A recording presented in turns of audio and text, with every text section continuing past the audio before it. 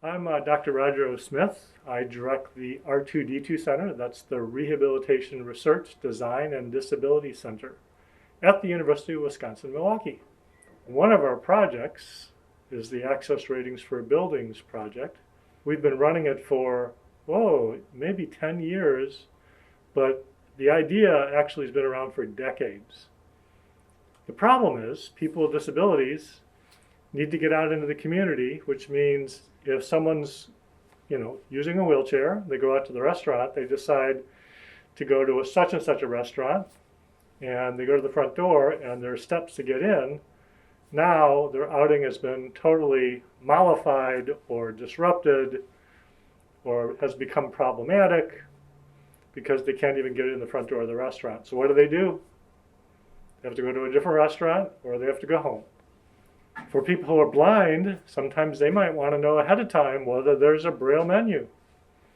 Or if someone has an auditory or hearing problem, maybe they want to know what's the sound environment like before they get there.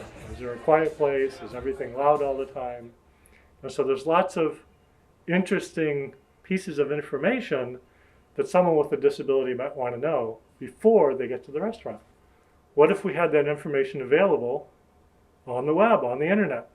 Access Ratings for Buildings is a set of software to provide that information for ratings about accessibility of buildings. We have consumer ratings about buildings, about personal experiences, and we have professional ratings done by individuals that know how to look at a building at all the different aspects of the building to look at its accessibility and its barriers. And so Access Ratings for Buildings is how to get that information, how to collect it, putting it in a database, putting it into apps, and making that information available to people with disabilities, their friends, and their families. Access Ratings for Buildings has several pieces of software in the software suite. So for example, Access Place is that consumer rating app, and it's on the web, so any browser can use it.